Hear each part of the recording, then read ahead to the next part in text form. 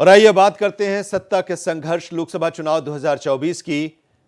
उत्तर प्रदेश के गौतम बुद्ध नगर लोकसभा सीट का चुनाव दिलचस्प हो चुका है। यहां दो डॉक्टरों के बीच सीधी टक्कर है। बीजेपी ने जहां डॉक्टर महेश शर्मा को मैदान में उतारा है, तो वहीं समाजवादी पार्टी से डॉक्टर महेंद्र सिंह नागर ताल ठोक रहे हैं। इस कड़ी में भारत एक्सप्रेस संवाददाता देवनाथ ने महेंद्र सिंह नागर से खास बातचीत की। 2024 चुनाव की रणभेरी बज चुकी है और हम हैं डॉक्टर महेंद्र सिंह नागर के साथ, जिनसे बात करेंगे। यहाँ पर प्रत्याशी हैं, चुनावी अभियान बहुत तेजी से आगे बढ़ा रहे हैं और लगातार समर्थकों से मिल रहे हैं, लोगों से मिल रहे हैं, अपने लिए खुद वोट की अपील कर रहे हैं। डॉक्टर साहब, स्वागत है आपका। धन्यवाद। ये बताइए कि आपको क्यों लगता है कि लोग इस बार आपको वोट करेंगे? वो जो इंजन है, इनके डबल इंजन बोलते हैं, तो केंद्र सरकार को 10 साल हो गए और करीब 7 साल स्टेट में हो गए। और दूसरा नंबर 2 जो हमारा सांसद है, वो उससे भी लोग बहुत थके हुए हैं। उनकी आदतें ऐसी है कि वो गाँवों में नहीं जाते, लोगों से मिलते नहीं। और सरकार की जो बातें हैं, जो गवर्नमेंट चल रही है, सेंट्रल गवर्नमेंट, उसकी नीतियों से लोग परेशान हैं। और मेरा जहाँ तक मानना है, जैसे मैं घूम रहा हूँ, मेरा अनुमान है कि हर तबका उनसे परेशान है। चाहे वो किसान है, चाहे वो नौजवान है, चाहे वो व्यापारी है, चाहे महिलाएं हैं, सब उनसे परेशान हैं। किसानों को लेकर के बहुत बात हो रही है कि इस सरकार से किसान बहुत नाराज़ हैं।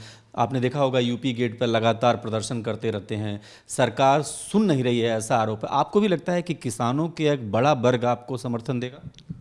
किसान, आज एक किसान मोर्चा है, किसान भारतीय किसान यूनियन अम्बावता, उन्होंने आज मुझे खुर्जा शहर में एक मीटिंग बुला रखी है, उसमें 500-700 किसान थे। उन्होंने आज समर्थन जारी किया, जो कल न्यूज़ में आएगा। और दूसरा, मैं जिस भी गांव में गया, लोग इतने नाराज थे, साहब कील गाड़ दी हमारे लिए, कीलें गाड़ दी, हम दिल्ली में नहीं जा सकते, हमारे 700 आदमी मर गए। फिर भी उनका दिल पसीजा था, इतना पसीजा कि बस अभी भी बिल वो रोक तो लिया, लेकिन वो वापस नहीं गया। अभी वो पेपर में रखा, उसे जब चाहे कर देंगे। लोग पढ़े लिखे हैं, जानते हैं। और किसान इतने बेकदर चिढ़ा हुआ है।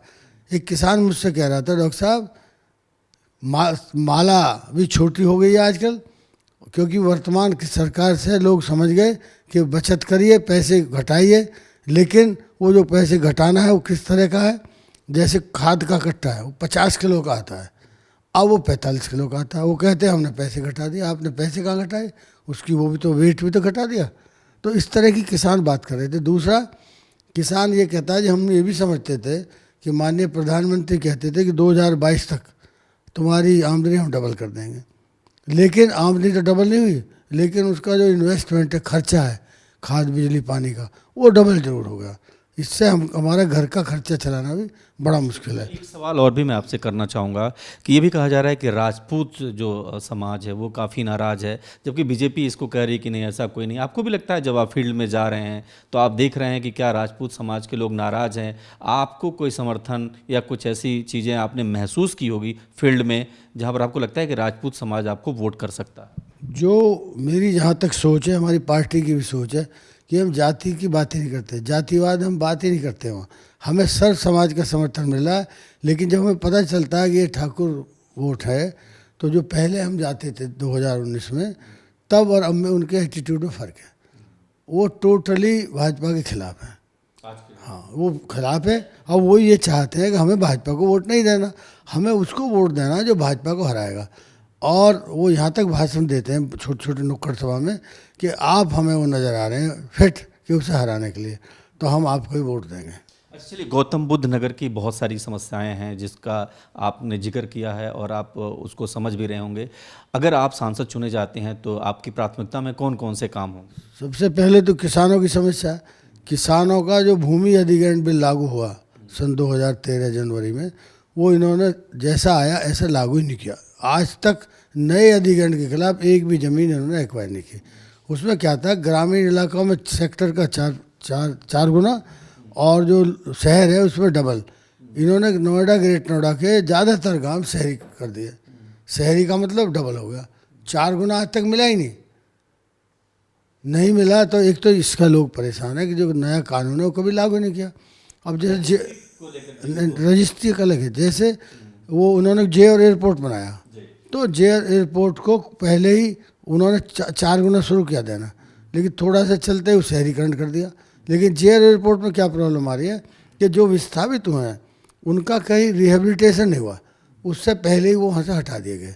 उनकी वहाँ कुआं भी था, बिजली के कनेक्शन थे, 50-50 गज के उन्होंने मकान दिए, प्लॉट दिए। तो वहाँ एजिटेशन ये है कि इस 50 गज में अगर एक भैंस हम बांधेंगे वो कैसे रहेगी। दूसरा ये कि जो हमारा ज़मीन गई है हमें कम से कम उसी आधार पर तो मकान दुकान मिले। बिजली के कनेक्शन हमारे थे उन मकानों में जो हमारे टूटे हैं, तो बिजली का कनेक्शन सरकार को देना चाहिए। और एक और मुद्दा था वहाँ कि आप जो है जो एयरपोर्ट बन रहा है इसमें जो सर्विस है कम से कम हमारे बच्चों को दो, वो भी वहाँ से उन्हें नहीं मिल रही, आमतौर पर बाहर के लोग आ रहे हैं, तो किसानों में रोष है। चलिए, एक सवाल बहुत महत्वपूर्ण है कि 2 डॉक्टर लड़ रहे हैं, इलाज कौन ढंग से कर पाएगा, क्योंकि बीजेपी से भी डॉक्टर हैं और आप भी एक बड़े डॉक्टर हैं। आप ये बताइए, आप अपने विरोधियों का इलाज ठीक से कर पाएंगे? ये जो विरोधी को डॉक्टर वर्सेस डॉक्टर नहीं है, डॉक्टर ये है विचारों की लड़ाई। डॉक्टर महेश शर्मा भी मेरे बैच के हैं, हम आसपास के ही डॉक्टर हैं, खूब मुलाकात होती है, बात भी करते हैं, कोई हमारी व्यक्तिगत रंजिश नहीं है कुछ भी, लेकिन हाँ विचारों की लड़ाई है। तो इस विचारों की लड़ाई में लोगों की समस्याओं का इलाज कौन करेगा? विचारों की लड़ाई में वो तो 10 साल रह लिए, अब मुझे 10 साल मौका दिलवाए, हम एक हर समस्या का समाधान करेंगे। लेकिन मैं तो फिर भी कह रहा हूँ गाँवों में, शहर में, सेक्टर्स में कि आप एक बार बदलिए रजीम और 5 साल हमें दीजिए। 5 साल में आपको ये लगे कि भाई कुछ बात ठीक नहीं हो रही तो हमें बदल देना। लेकिन लोग, जनता नाराज़ है, ख़ास तौर से हमारे लोकल सांसद से।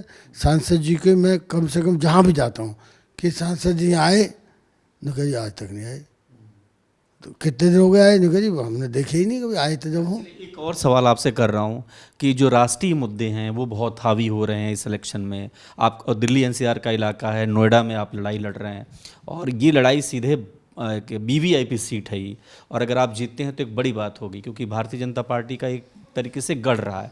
आपको लगता है कि इस बार राष्ट्रीय मुद्दे उतने असरकारक नहीं होगा, उतना असरदार नहीं होंगे, लोकल जो इशू है उसको लेकर के आप इलेक्शन जीतेंगे? ज़्यादातर लोग लोकल इश्यूज की बात करते हैं, अंतर्राष्ट्रीय मुद्दे की बात बहुत कम होती है। हाँ, अंतर्राष्ट्रीय मुद्दे की बात तब होती है जब कहते हैं कि कई जगह मॉरिशस जैसा छोटा सा देश भी आंख दिखाता हमें।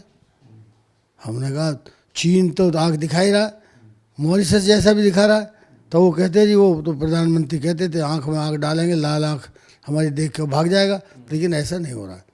और जो मॉरिशस में, जो कि हम पे ही ज़्यादातर डिपेंड है, मालदीव हम पे ही डिपेंड है, और मालदीव भी हमें आंख दिखा रहा है, जबकि मालदीव की जनसंख्या 4.5 लाख, 4.5 लाख। और सवाल इसी तरह करता हूँ, अखिलेश यादव क्या यहाँ पर रैली करेंगे? क्या आपके समर्थन में कोई बड़ा लीडर समाजवादी पार्टी का आ रहा है? वो तो तय हो चुका कार्यक्रम आ गया। अखिलेश यादव जी, उनके साथ कोई अभी तो हमें इन्फॉर्मेशन नहीं है।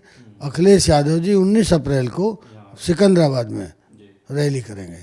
तो आपको लगता है कि इस बार गौतम बुद्ध नगर आपको चुनेगा? मुझे ऐसा लगता है कि जब मैं शुरू में प्रचार शुरू किया तो मुझे लग रहा था कि शायद कुछ गड़बड़ हो, लेकिन अब मैं आई एम कॉन्फिडेंट कि जिस तरह से लोगों का प्यार मिल रहा है और उनके लोग बढ़ चढ़ के आगे हिस्सा रहे हैं, और सारे समाज के लोग जिनका हम एक्सपेक्ट नहीं कर रहे थे, लेकिन माननीय अखिलेश जी ये कहते थे तो मेहनत करिए, PDA का नारा और लेके सबको साथ चलिए, और तो हमें बड़ा समर्थन मिला।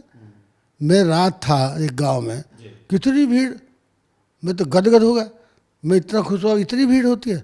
और आज भी मैं गया हूँ कम से कम 10 गाँवों में, आज कल गया मैं 22 गाँव में, वहाँ कोई जगह ऐसी नहीं थी जहाँ हम जीत नहीं रहे, सब में हम जीते थे। वो तो ये कह रहे डॉक्टर साहब क्यों आ रहे हो तुम दिल्ली हो जाओ सेक्टर्स में, यहाँ हम तुम्हारे साथ हैं। डॉक्टर साहब, रोजगार एक बहुत बड़ा मुद्दा है, खास करके भारतीय जनता पार्टी और NDA की सरकार को लेकर के विपक्षी पार्टियां रोजगार पर घेरती रही हैं। आपको लगता है कि इस सरकार ने रोजगार के अवसरों को नहीं दिया युवाओं को?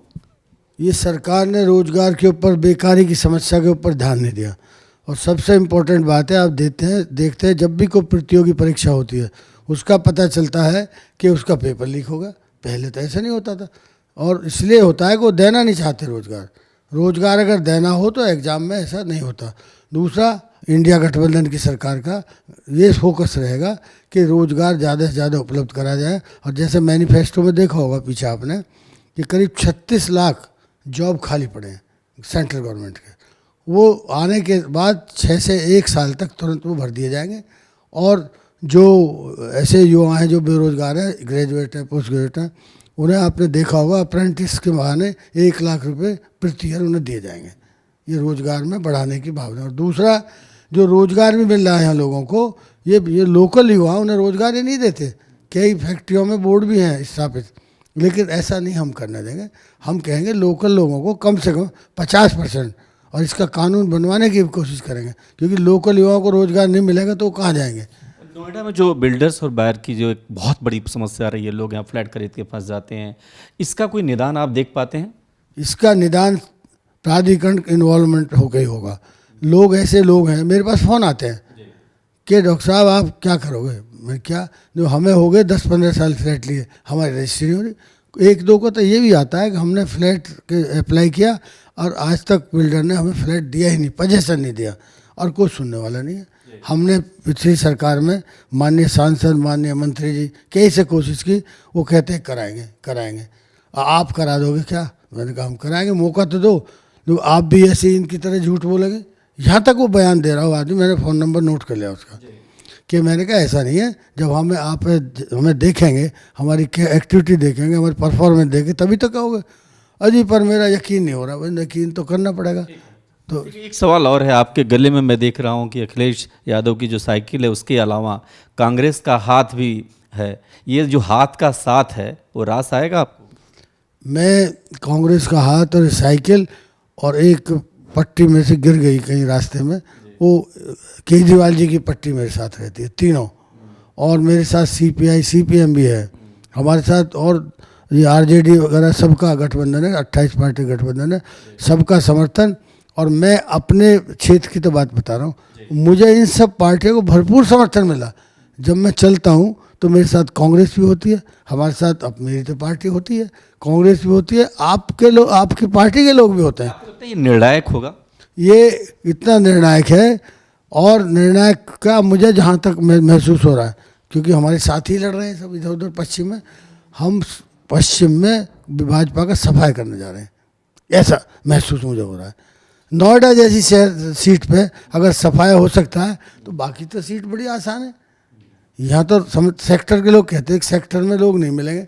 हम जहाँ जा रहे हैं हमारा ज़बरदस्त स्वागत सेक्टर में, इतना स्वागत कि मैं इमेजिन नहीं कर रहा था। ठीक है, तो ये थे डॉक्टर महेंद्र सिंह नागर, जो बता रहे थे कि जो तमाम पॉलिटिकल पार्टियों का गठजोड़ है उसके चलते इनकी जीत सुनिश्चित है, और ये भी कि इनको बड़ा जन समर्थन मिल रहा है। कैमरा पर्सन मनु के साथ मैं देवनाथ, भारत एक्सप्रेस।